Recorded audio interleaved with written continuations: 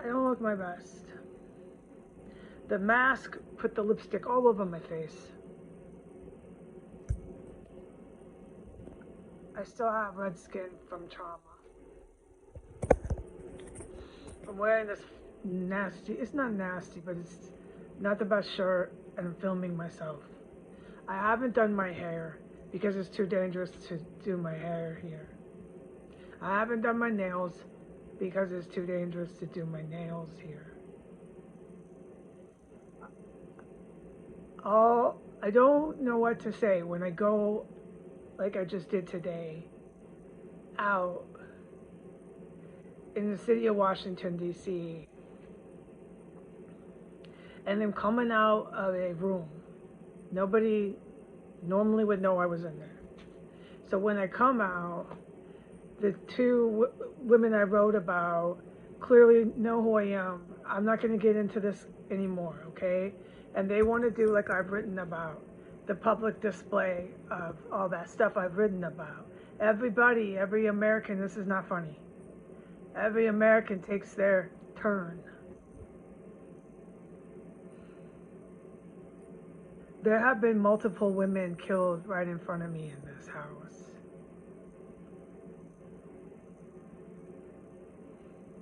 There is a woman that doesn't stop making chemical weapons upstairs. There have been cops from the DCPD on Instagram too that are clearly, it's fact now, I don't need to get into this, involved with the chemical weapons and the terrorists that never stop fucking making them here.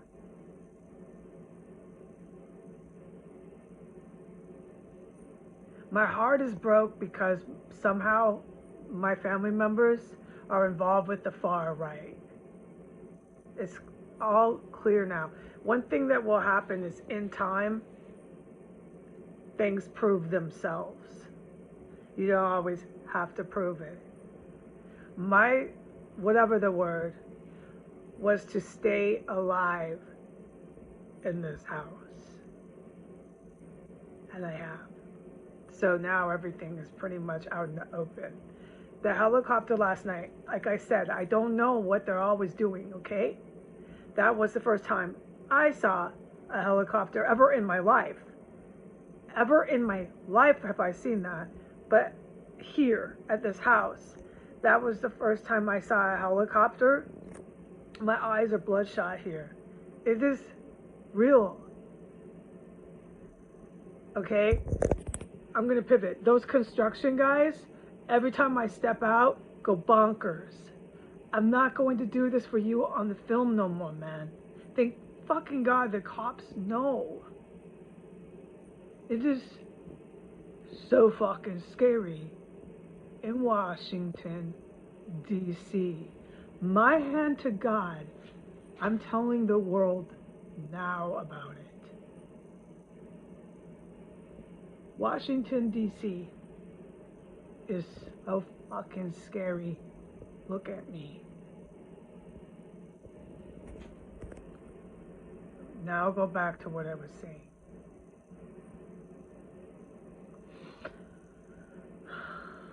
Those construction guys go bonkers every time I step out. I was just supposed to live through this. I have never seen helicopters, and certainly this was the first time last night. And I saw them around midnight. It was about an hour before I filmed it. I have to wait now. Sometimes I still can't say things. There's some things I still can't, because the cops are so all over this. Thank God. I mean, the fact that that dude is going in that house, and this, I have to assume it's the female. This gets out, accomplice to murder, female, still playing with her toilet. This shit is so foul. She's making weapons. They know it. Those people in the helicopters know. I mean, I can tell you they do. They definitely do. I never seen that before in my life, and I never seen that here. Now, I don't know if they've been doing that here. I don't see them all what they're doing. I hear them and I see them. I don't gotta explain this anymore. But the fact that they turned and faced the fucking Yellow House, all the stuff I described to you, I got a good look at that. I watched the whole thing. They were right over the backyards. That White House right there, they were right above that. They were in the fucking backyards, right on the roof of the helicopter. And the guy is still walking right in there today. And this woman is still playing with her toilet the next day. This is so terrifying in Washington, D.C. My nails are not done. My skin is permanently red. My hair, I can't, no, it's out of the question right now. I get clean. You know how fucking scary this is here? Huh. And then I go out, and I'm coming out of a room while I'm out in the DC, I'm out, right? And nobody knew I was in there, but the white people, the rich elites I just had written about, we know Georgetown, everybody knows Georgetown, do their public thing that the Americans do, one after the next. It was the one with the German Shepherd. Everybody, she did a public thing. I can't get into this anymore, man. And then the lady by the receptionist, the two African American receptionists at that clinic, check them. And the Dr. White, check them. They're really aggressive. Okay, on the level of mens rea, they're the aggressive ones. Really ready to fight for the cause. Check them now.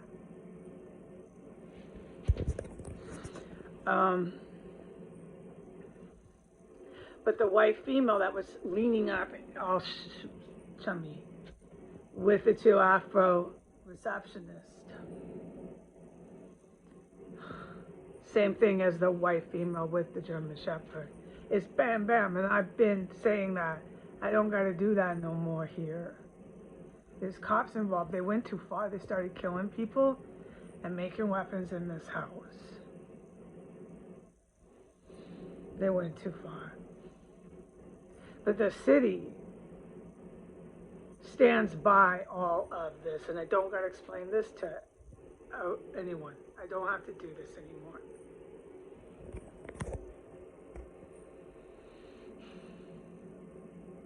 That's why I keep saying Pentagon.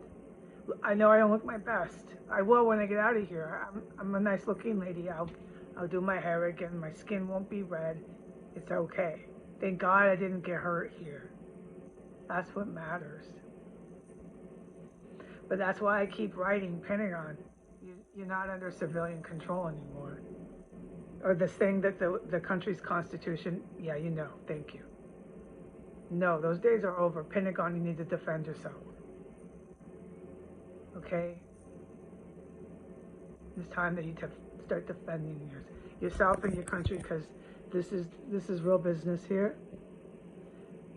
And I'm just fucking terrified in this city. If I have to, I'll take Bebe back to the vet there. I'm terrified in this city. They walk when I was in the cab. They don't even care about what's going on S Street. The civilians in this town,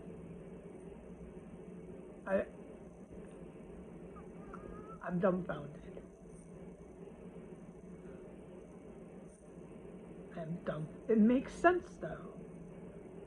It makes sense why you got a town of people like that. It makes sense. They're going to keep doing that here. You would totally bow.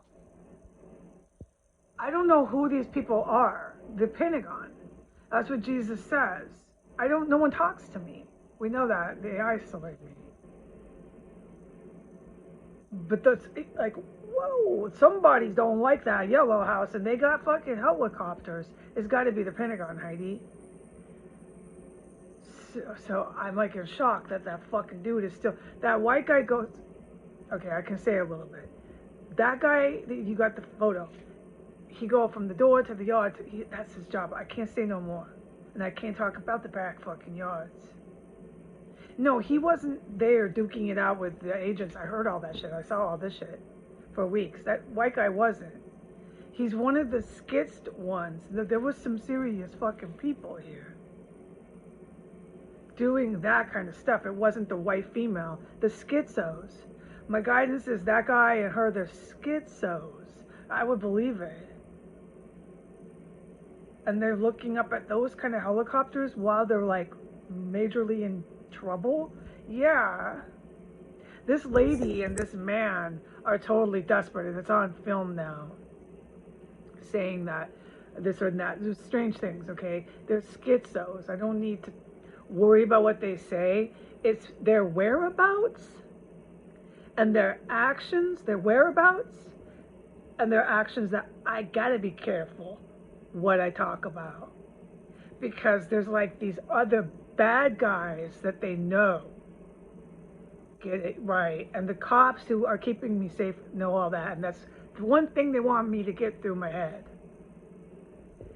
And I have lived through this house, but I look really bad. It takes a little bit out of my heart. Because I like to have my nails, earrings. I like to look good. It's really fucking scary in this city. And if anybody is watching this, the helicopters I saw last night are real. They are watching these houses and they're pulling forward and facing them now. That's really serious. And they're hovering over the backyards while facing the houses. I don't know what this is, but it was really serious. The city's really scary.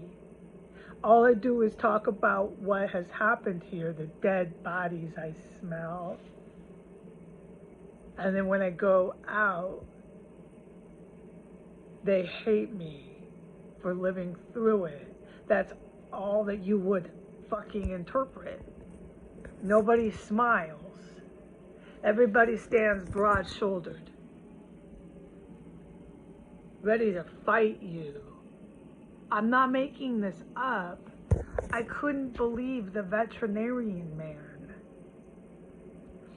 I wanted that guy's dog, which I had every right to ask, and I asked it politely to put the dog on the, you know what I mean? I'm having trouble because I'm scared here articulating it. Get the doggy back. He knew what he was doing. He was the white male at the vet clinic. The customer was purposely releasing the dog. And while he was releasing the dog, hand motion manually off the leash, the dog was moving, he knew it. He was staring right at me. I watched this guy do that because he's staring at me for one. His doggy's coming my way with the leash. This went on for about 30 seconds. I was polite. I waited for the guy to take the doggy back. The doggy kept coming more. After almost a minute, I had the right to say something. The cat was right there. I'm not going to explain all this anymore. Dr. White, the veterinarian, stood right in front of me and the man. I had to go like this,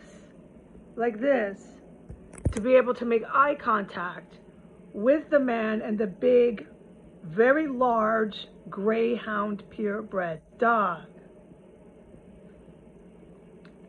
And I was just trying to make eye contact to ask the man to please get the dog. Like, I can't believe you're doing that in this clinic.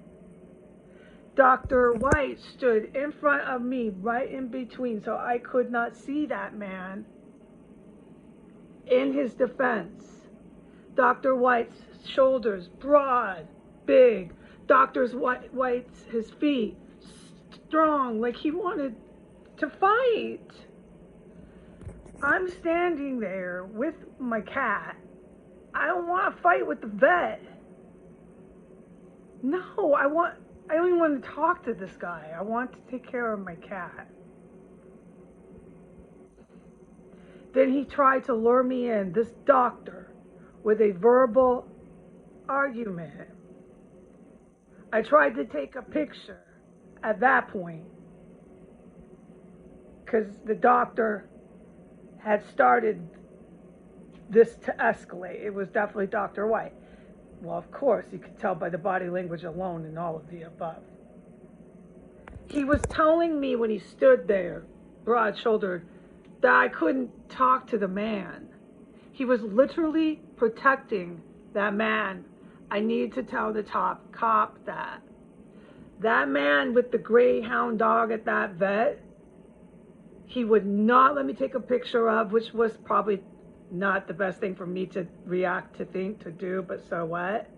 And he was protecting that man so that I couldn't see him very well, and I couldn't speak to him or tell him to even get his dog back into his own space.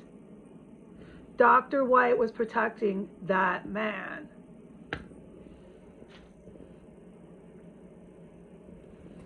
I found myself in a confrontation with the doctor, which I didn't let it go there. The doctor wanted the confrontation. That's what I wrote about afterwards. Only in DC and the United Kingdom did I ever in my life experience veterinarian animal lovers that want to get into it with you and start throwing punches with their animal lover customer. No, we're not doing. No. Look, I'm telling the public. I'm telling the public now. Washington, D.C. is so scary. I pray for my life, and I pray that I live another day. And I pray I get out of here. But no matter what happens to me, Washington, D.C. is so scary. And do something about my relatives that'll preserve my life. Those relatives are fucking dangerous.